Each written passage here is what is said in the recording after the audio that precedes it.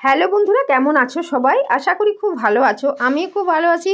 তো দেখো, সকাল সকাল উঠে আমি মুখটুক ধুয়ে নিয়েছি। মুখটুক ধুয়ে আমি ব্যালকনিতে দাঁড়িয়ে আছি। আর সকাল সকাল কী বলতো, কাজকর্ম শুরু করতে ভালো লাগে না। একটু বাইরের ঠান্ডা বাতাসটা নিলে খুব ভালো লাগে আর মনটা একদম শান্তি লাগে।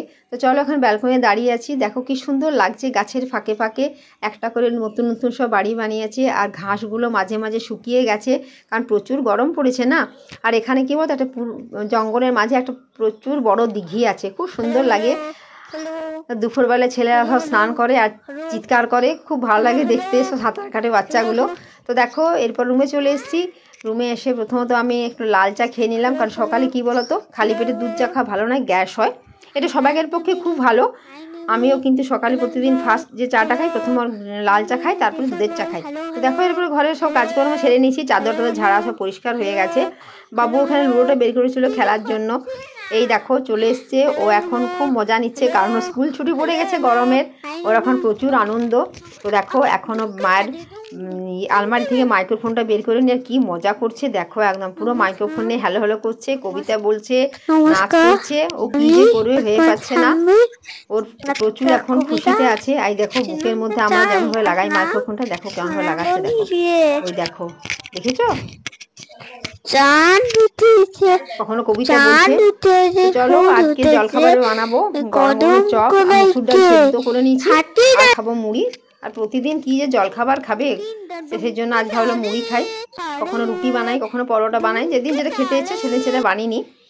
তো চলো, আজকে বানিয়েছিলাম আলু ভরা পরোটা।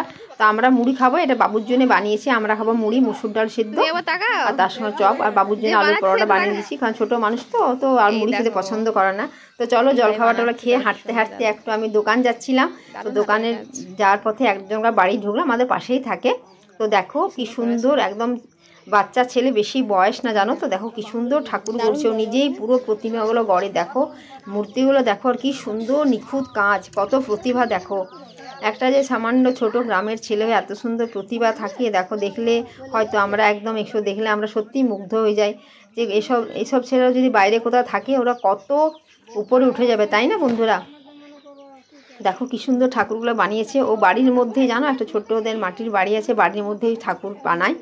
দেখো কি সুন্দর তানপোয়াটা বানিয়েছে, একদম নিখুঁত কাজ। আর এগুলো এখনও কমপ্লিট হয়নি, ধীরে ধীরে কমপ্লিট করছে। এগুলো হচ্ছে সরস্বতী ঠাকুর। তো দেখো, ওদের বাড়িতে এইখানে সরস্বতী ঠাকুর আছে। দেখ কি সুন্দর সবুজ শাড়ি পরিয়েছে ঠাকুরকে, একদম সাদা হাঁসির উপর মা সরস্বতী বসে আছেন।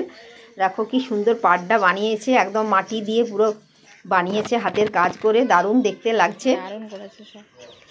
পুরো এখনো কমপ্লিট হয়নি।